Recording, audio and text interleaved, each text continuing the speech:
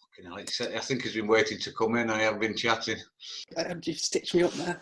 I've been trying to get in since 5-2 due to my rusted helmet. I'll tell you what, Blezs, Joe Martin's so hard on these Zooms. Shambles, Bleazard. Right, we'll start.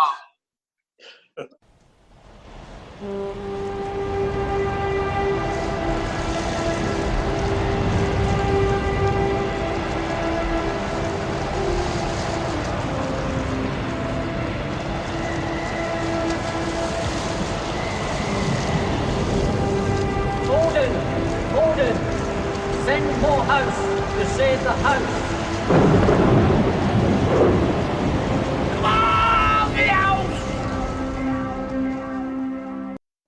Hello everyone and welcome to another The Housecast podcast from Lowerhouse Cricket Club. We've got a special guest on this evening. I know I say it every episode, but this lad is certainly the top legend from Lowerhouse Cricket Club. A fantastic character, fantastic man, does so much for the club. Can't wait to get chatting with him.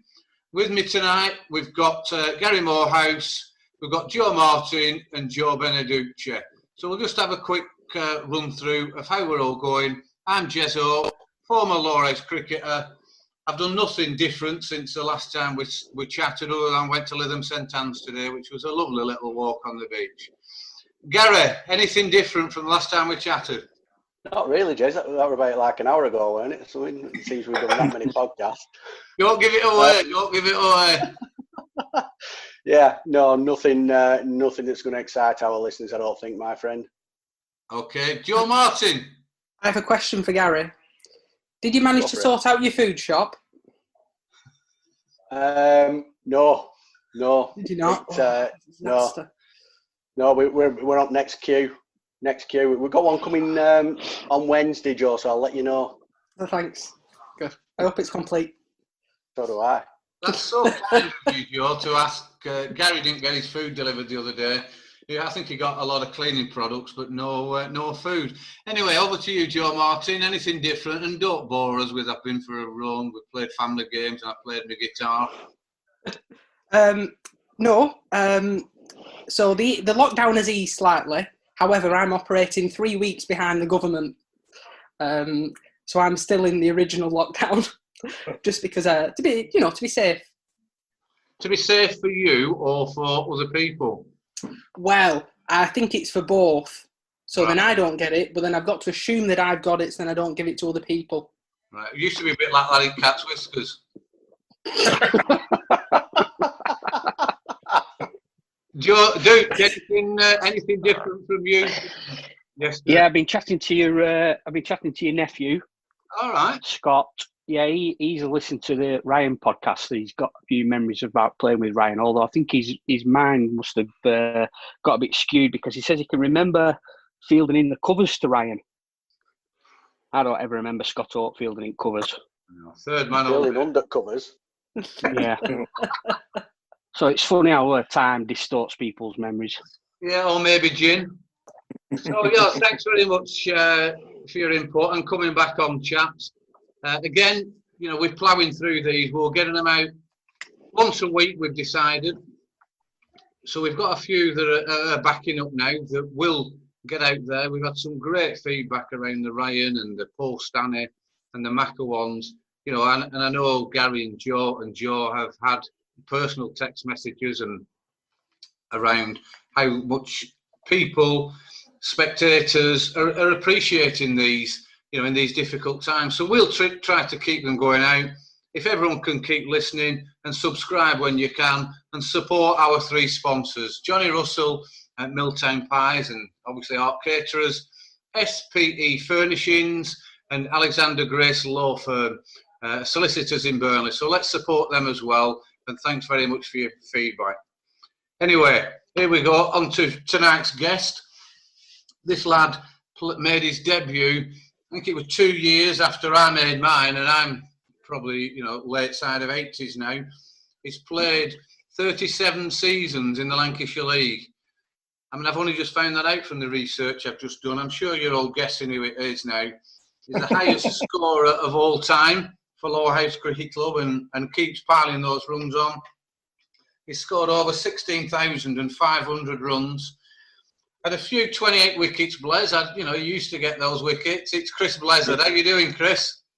Very well, Jeremy. Yourself? Keeping well? Yeah, we are. Yeah, we are. It's Lisa's in lockdown. Got little dog to run around. Garden's immaculate, but yeah, we're doing well. What about yourself? How's, you know, are you having to go back into school yet? Not entirely yet, no.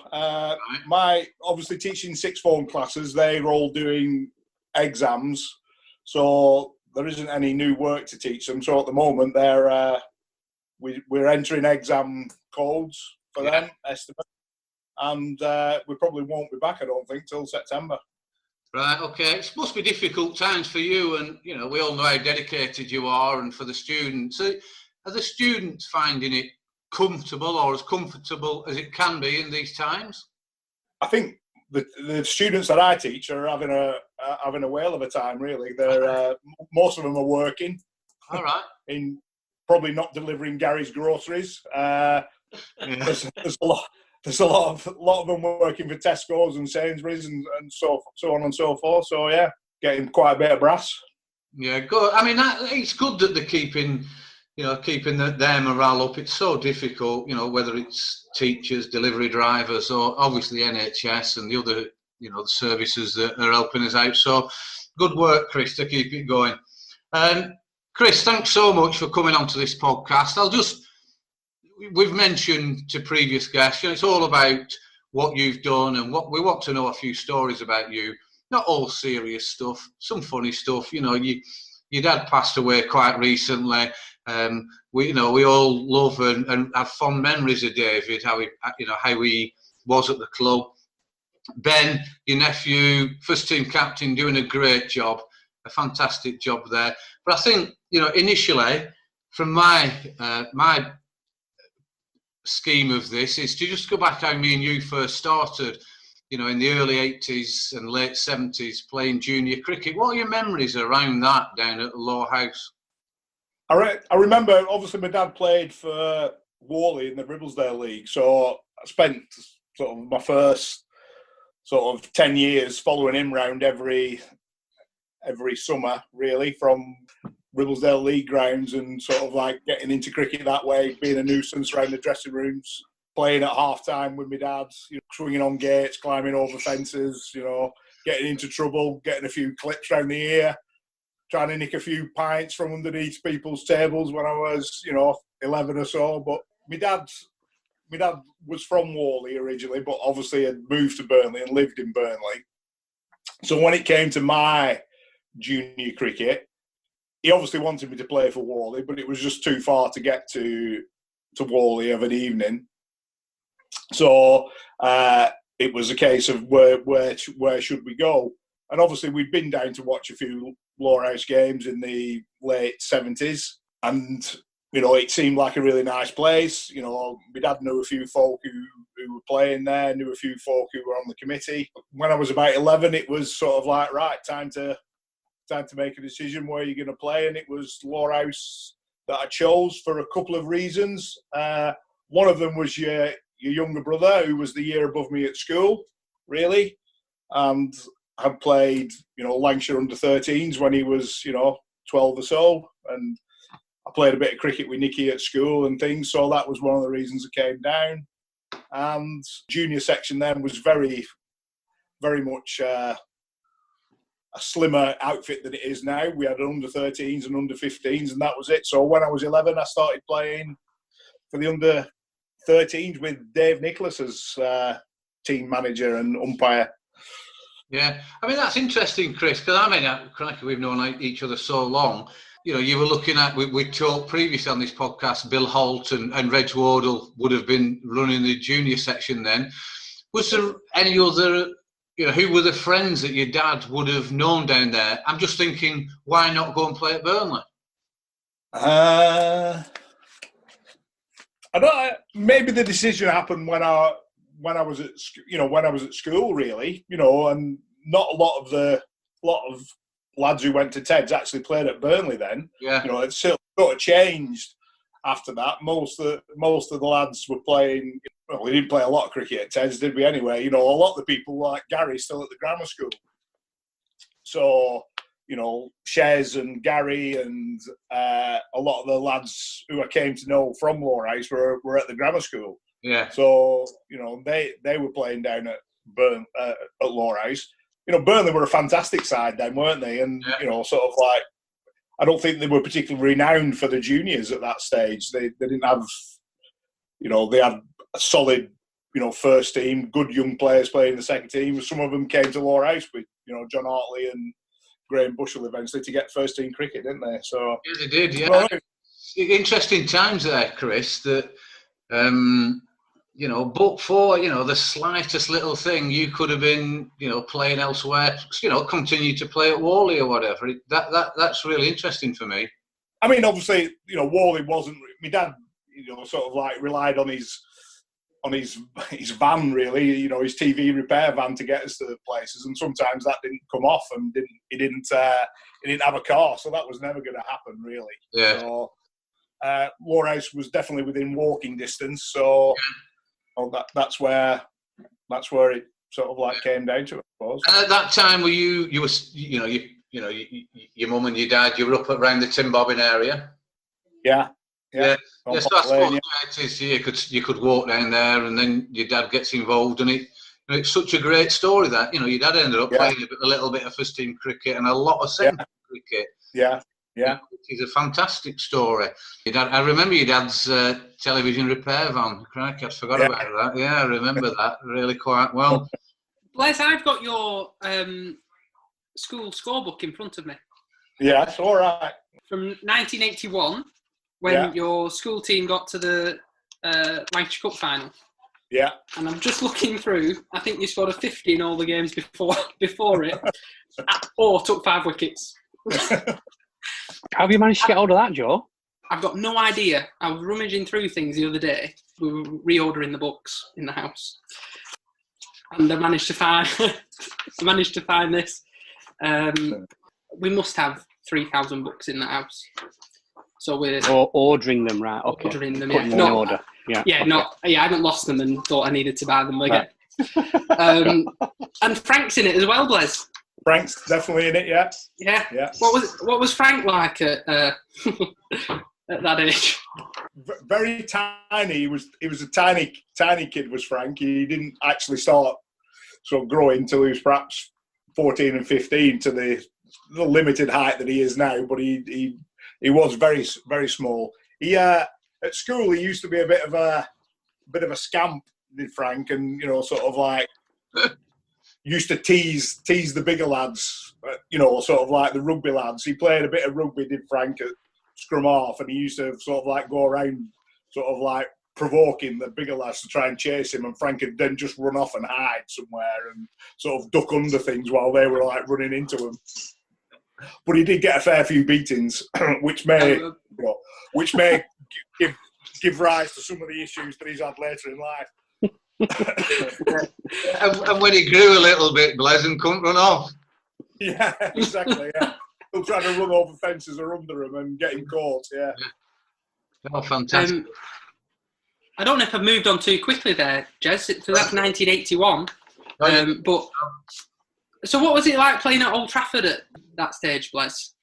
If the word surreal was invented in 1981, which I'm not sure it was, that's what it was. You know, we played the Harold Bailey competition. You normally ended up playing like a local school in the first round, and if you had half decent cricketers, you ended up playing the grammar school, and you get tatered. I think I can't remember who we played in the first round. It might have been the grammar school, but we managed to win. Then we played Clitheroe Grammar, so that was like another step up. So you like going out of the sort of locality, and we managed to beat them. And I don't think anybody knew we'd ever been that far. We'd ever even got, you know, past the second round in times gone by at Ted's. And then we played another 2 teams. Who did we play the third round, Joe?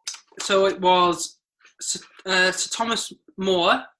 Right. Sir Thomas More Roman Catholic High School, I presume. And then St Mary's College Crosby. Yeah, we played those in the semi-final at St Andrews. You know, semi-final of the Lancashire competition where all these, and we played them at St Andrews where you had to get changed in a shed. Yeah.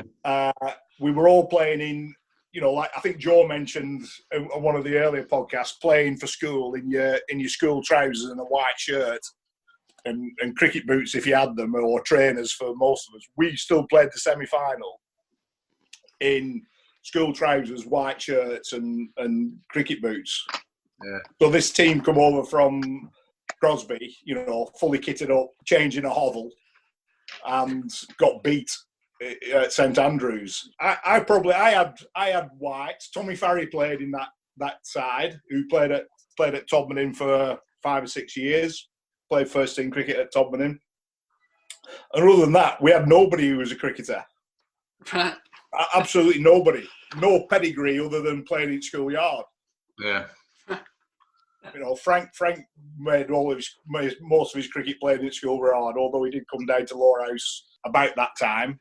And we got to the final, and we played the final at Old Trafford, the sort of like 3 weeks before Botham's 110 at Old Trafford in the 1981 Ashes. So we're at Old Trafford.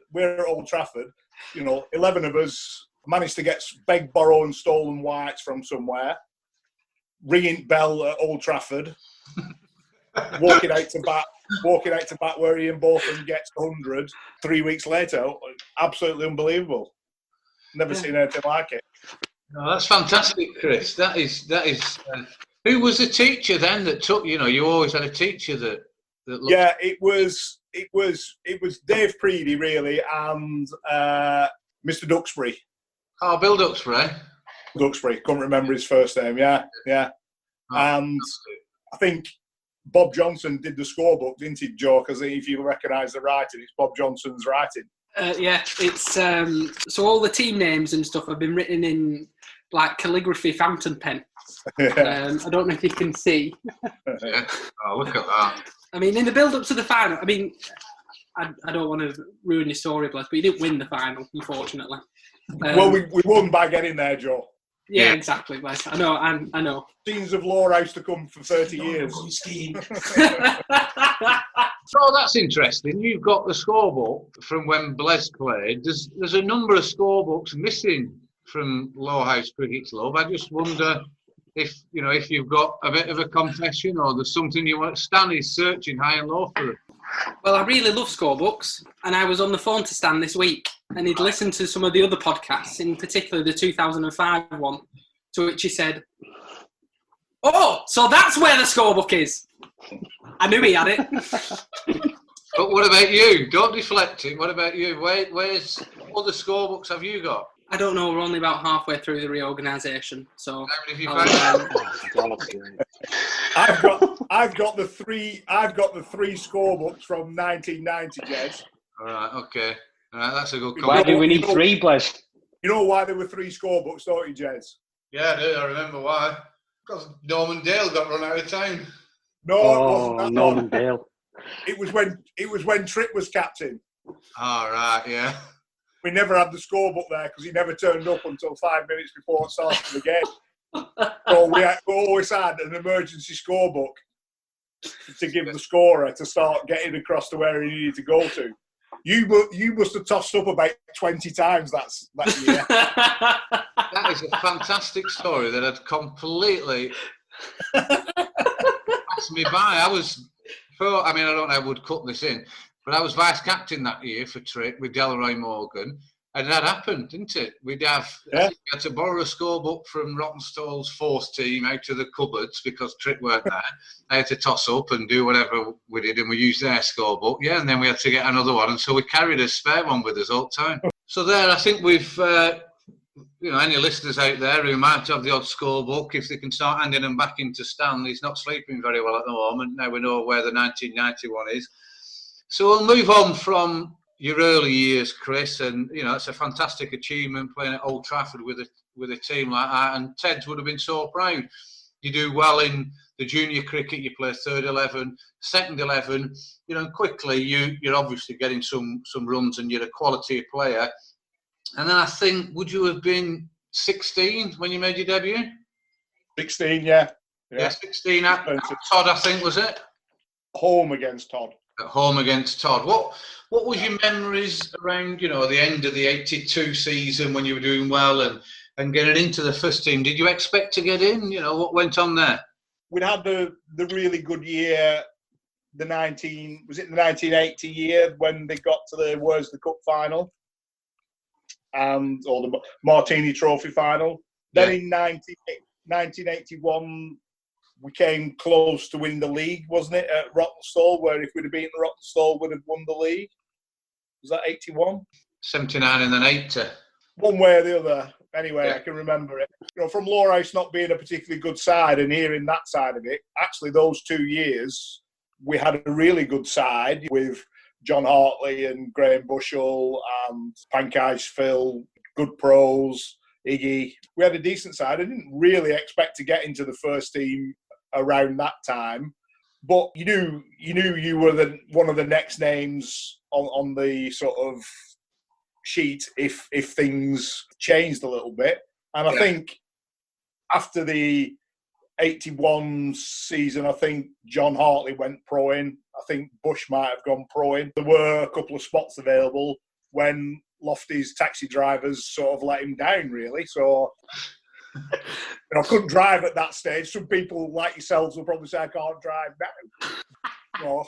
That was a route into the first team at that stage, wasn't it really? It was. If you live near Lofty and you could drive, you had a half decent chance of getting inside. Yeah, it was, Chris. Yeah, we do. I remember those. Because I was what am I? I'm probably 4 years older than you. And then John Ormerod.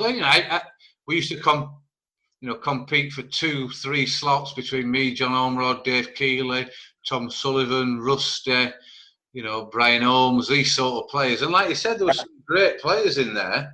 And whenever they came into the second team, they always scored runs. For what Keeley and Holmesy, when they came into the second team, they very rarely didn't score 60s, 70s, 80s and get right back into the team, depending on who'd gone from number 1 to number 11 the week before.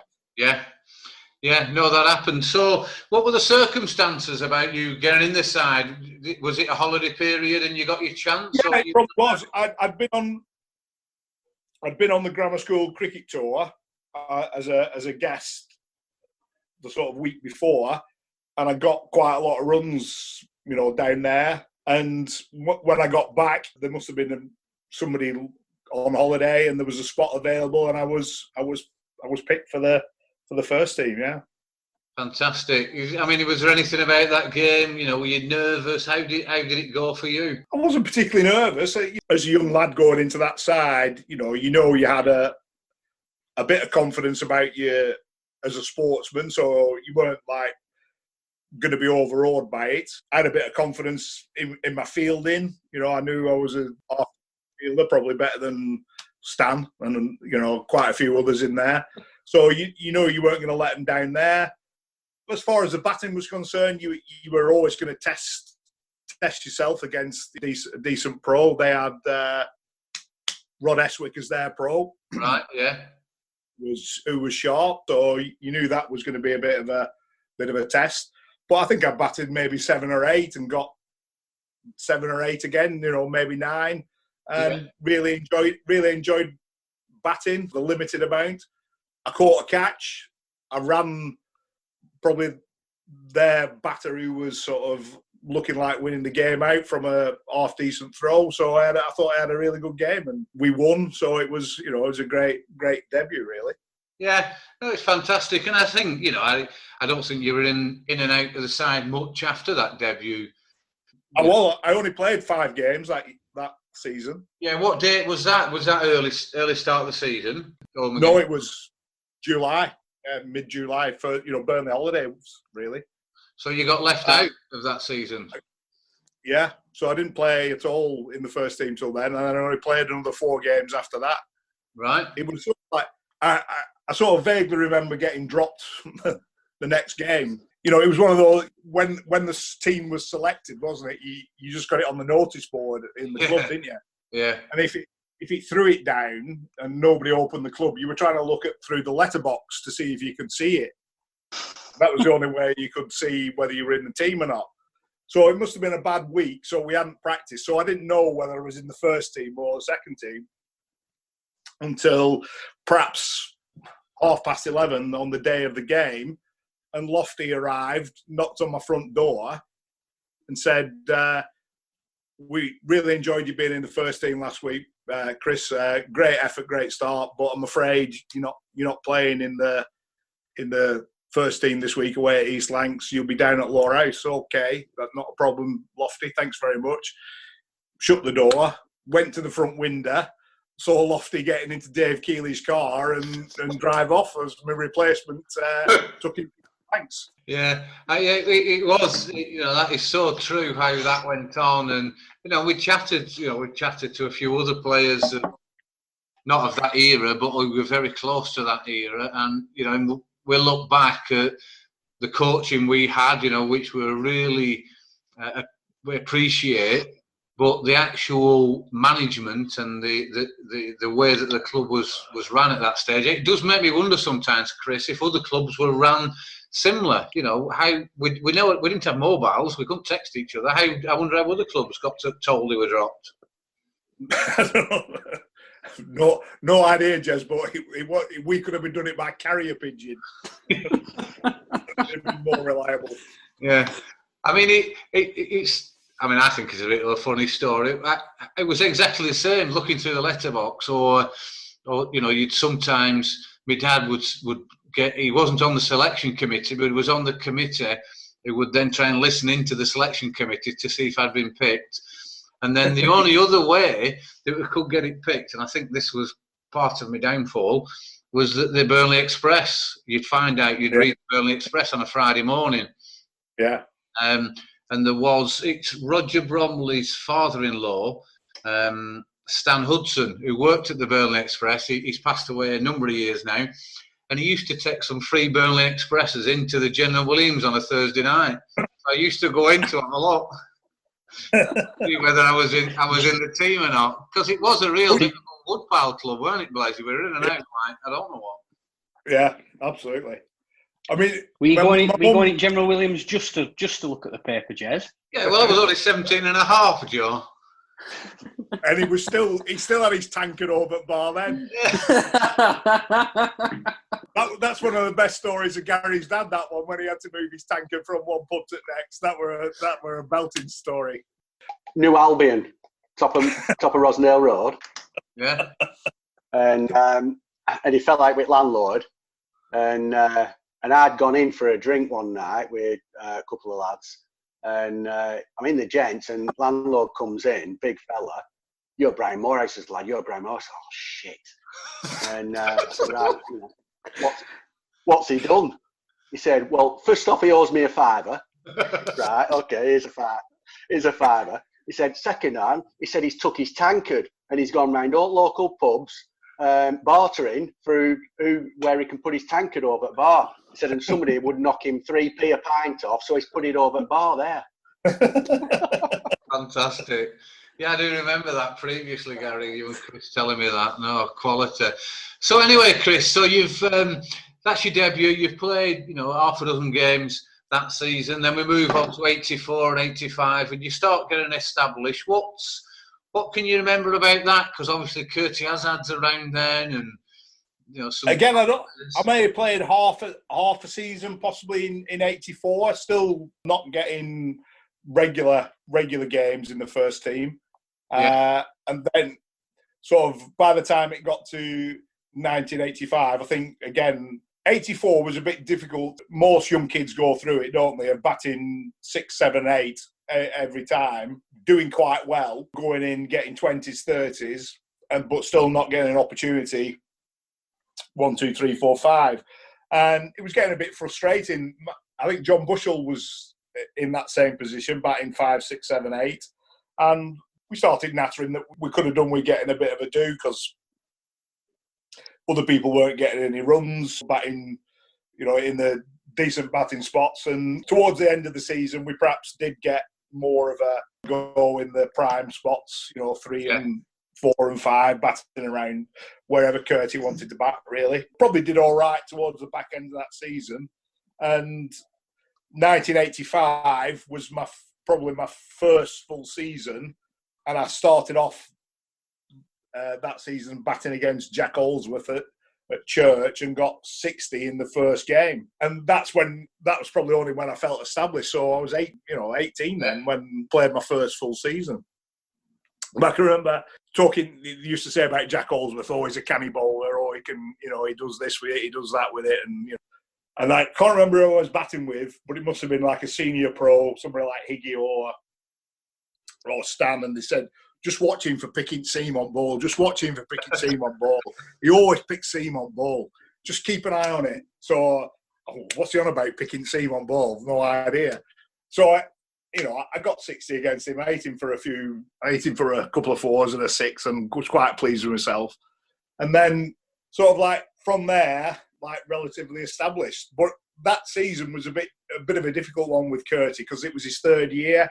Things had started to go a little bit sour. It was his least productive season. Things had got a bit strained between him and Iggy and, a few other lads in the side as well. Yeah. So it was a particularly enjoyable year in that sense. Yeah. But, And then you're, so that, by this stage you're 18, 19, you had 358 runs that year, Blezs, at 20. Yeah. Which is a great effort in, I'm not, honestly, Joe Martin, I don't want to sound like Stan, but, it were tough times then, decent pros, the pitches probably weren't the same, and it was a bit of a transitional year that, because the year before, Chris, when you got, you still averaged 17 then, that's when Curtie broke the record, he got the 1,060 odd, whatever he did. Yeah. So at this stage, because I do remember then, so you would have been doing your sixth form studies and I remember, we probably started playing a little bit of football together around that time. Not necessarily at Belvedere. Dave Worley were playing up there with me, and then we started playing a bit together. But you were so committed about getting your studies done properly. Unlike myself and Joe Beneducci, you were determined to get them all together and to do what you had to do and would come back and play cricket. What year did you go to university, Chris? I did 4 years, so it was a 4-year course. Right. And so it was 85, so after the cricket season in 85, so you go in October to 89. So I played half seasons for those 4 years. Yeah. I played 12, 13 games a season in those games because I was down at Warwick near Coventry. I couldn't get back, couldn't travel back, didn't have a car. Yeah.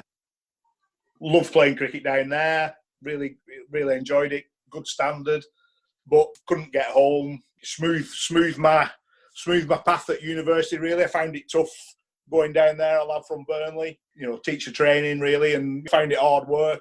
And until cricket sort of like kicked in the winter term and going to winter net, found it really hard. But the cricket smoothed it over very quickly. I got into the first team squad very early, and loved it from there on. Really. Yeah, I do remember that, Chris, because you've always been. You're a top sportsman and you give everything you've got, but you are a little bit of almost. Some would say, or I would say, a silent assassin. You wouldn't see a great deal from you. Things would just meander along, whether you're within the nets for us or whether you're playing cricket. But you were always that committed to do your best. And I remember you really enjoying that time. And you got into England university team. Yeah, obviously that era sort of like there was still universities weren't quite as the arrangements weren't the same. You had universities, you had polytechnics, and you had colleges. Each one had their own sort of team. Yeah. Then they combined to be the British Combined Universities and Polytechnics, so they called it BUSEF, and they played in the Benson and Hedges trophy, the first trophy, and sort of like that was the pinnacle of university cricket. Yeah. I was sort of like the rung below that. So I was playing in the universities, English university side, which some of them played in that team, but not very many. You know, you had the year below me was Hussein, Atherton, Steve James, who played a bit for England. They were all in that Busef side that played in the Benson Hedges Trophy. So I was sort of like the level below that. Played with Mike Smith, the left-arm bowler from Gloucestershire. Yeah. He played again for England. He played in the side that I played in. Tim Barry played a few games, county games as well. You know, I think he was at Loughborough, but he played a few county games. So there were some decent cricketers played in that side and went on to have half-decent first-class careers.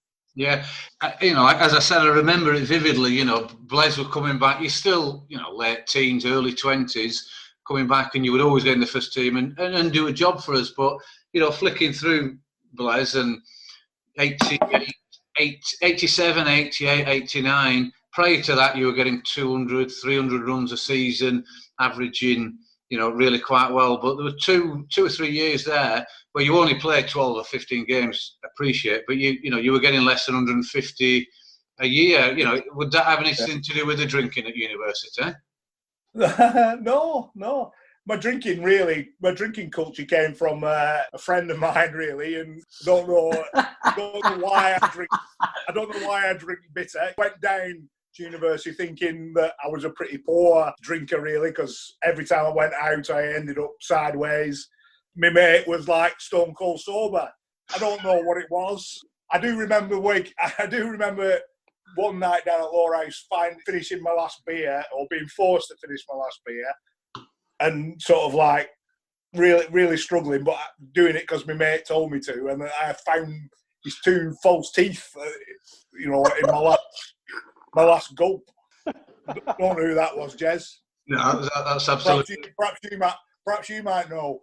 That's absolutely ridiculous. But you look at 1989, Chris, you had 160 runs, and 1990 you had 857. Yeah, I honestly can't remember too much about those university years. I do think if you look at the years after that or anything to go by, it's such a confidence booster to get runs early in the season. I don't know why, but if you get 2 or 3 good scores in the first 4 or 5 games, things seems to paddle along really well. And maybe coming back in the summer, having played different types of cricket on different surfaces, and, you know, I don't know, but I can't remember a great deal about those years in terms of the actual cricket. I mean, probably if you name some of the pros, I'll remember the pros. I can't remember too much about the games in that era, really. No, and I do think we were going through a big, you know, a period of change there where we were getting the younger players were coming through. You know, Dave Worley was getting in the side, and, you know, you remember Marcus G and Frank game. But we still got those, you know, and Lofty, fantastic player. He was, you know, he was still playing there, late 80s, early 90s. But I do think I don't know the best way of describing them, but and I don't really want to name these people, but there's probably half a dozen players that were just along for a few pints maybe in the early 80s, late 70s, and then it went on to, crikey, this is getting a little bit more serious now. And I do think that late 80s period did change a lot around the club. You also got took under your wing by the pros a little bit. You know, I can remember coming back and people saying what a great lad Tony Doddermaid was. Yeah. You know, and how well he integrated with the side, and what a good bloke he was. Well, I came back halfway through the season when we're out the league, we're out the cup, we're playing for a bit of pride, even though he's a decent player. Yeah. He doesn't really know me. He doesn't know me from Adam. He doesn't know what makes me tick. He doesn't, you know, take any time really to build up a relationship, because that time's gone. That time of getting to know people, that's gone. I mean, Mansour, what a great pro in, you know, 88 and 89. Brilliant bloke. Didn't speak much English. I would love to have had some sort of cricketing conversation with him, but by the time I got there, he'd made his he'd made his friendship groups and he made his, his friends, and he didn't really get much of a look in. No, and the season does it does go that quickly once you've got into, you get into May and June and things are settling down. You, like you said, you generally know, yeah, we're going to have a good season here and we have a chance of fighting for a top 6 place, or this is pants this. We're struggling every week and you're not getting through it. And if you're coming back from your university cricket, playing with different individuals on different pitches, it must have been difficult. And you look at the different pros from there, Delroy and then Prabhakar. And I'm not just saying it because Gary's on here or because I'm on here, but then I do think, and we've chatted this through till we're blue in the face, that period starts to progress even more with over probably a 5-10 year period where practice was better. We did take it more seriously. And Chris, I think it's safe to. Do you feel that you benefited through that period? I know you're coming at your T-Pomp in early 20s. Again, I can remember practicing in the early 80s with Tripp and John Hartley, and they were 2 best buddies, and they used to be always the first down at training. They'd always put the net up, and they were good players, and they taught you a lot. After that, training was such hard work, wasn't it? Weather dependent. Nets were indifferent.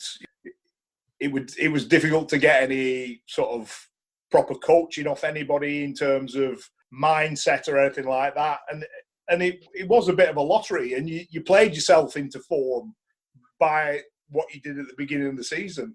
And 1990 was one of those seasons where I had a decent knock in the first innings. In the first game, got 30 odd.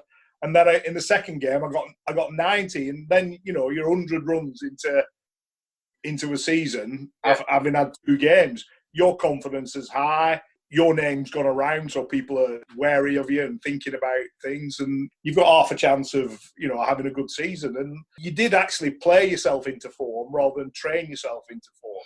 Yeah, it's a good point, Chris. It is, and you look at the professionals we had around us. So you were so focused, and you would have that mindset of doing it, and the pros would then work around you and the other top amateurs and pull the team together. I mean, Joe Martin, any observations, Joe, around? When you went to university, Blezz, and playing cricket university and training and netting, that's obviously it's a completely different culture to the cricket club, which I would probably argue was more social cricket, and university cricket might have been slightly different. Was there anything that firstly was different in terms of training at the university and at the cricket club, and secondly, did you take any of the different training methods or different things you did at university back to the cricket club when you went? Probably negative things, really, is truth be told. At university, we had decent net facilities. We had a couple of all-weather training pitches and a couple of decent, sort of outdoor nets that were fully there all the year. You didn't have to take them down, which was incredible. Something we never had till we got the net complex at Lowerhouse. Probably, I love the cricket there. We played against some good sides. We played against Leicestershire Seconds. Did all right against them. They had Chris Lewis playing, a young Chris Lewis. Lots of county pros playing in that second 11 game. We gave them a decent game. Got a few runs, not massive, but got a few runs. So you knew, you were a half decent player. Me and Jez used to. When we used to play Adlington when they were in the Pomp, and Jez used to work with Alan Massix when he was working at Rosendale Combining, and we used to play that. We used to play them, and we do all right occasionally. We do pretty well against them. We never beat them, but we do pretty well against them. And they used to come and pat you on the head and say, "Oh, unlucky Lowerhouse, you're trying hard. You two are half decent players." And Alan would say to me and Jez and say, he's all right, isn't he? He's not a bad little player, Blezz, is he? He's doing all right. And it's your round, Blezz, just go to the bar. and get me and Jez 2 while you're having 1. Okay. And they were learning from the best of the best. Their top 5 was, what we had in 2005. And they were hard cricketers. They were determined cricketers, and they learned, their trade probably with their next generation, and they taught the rest 6, 7, 8, 9. So it was hard work to learn that way. But then the one thing I took from university that, and I've been mentioning it a number of times, that I knew being captain wasn't for me. I captained the university team in my third year.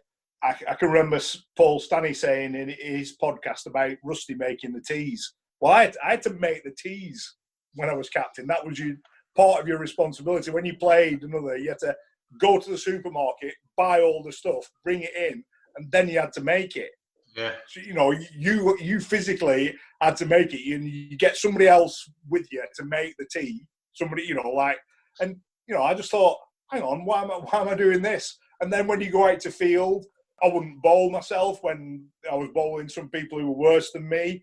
When I went out to bat, I was, we get kids in who played Derbyshire seconds, we get kids in who play, and you think, oh, I'll give them a go, see how they go on, and you end up batting 6 and 7, and you just knew that I was never going to be a captain. I just didn't have the ruthlessness or the ability to switch off from being captain to being player. So they were the main things I took from university, really, that A, don't ever be captain, and B, don't ever put yourself up for making teas.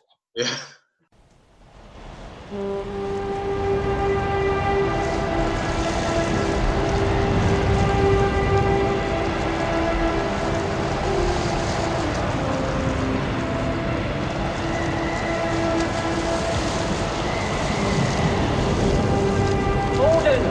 Gordon, send more house to save the house.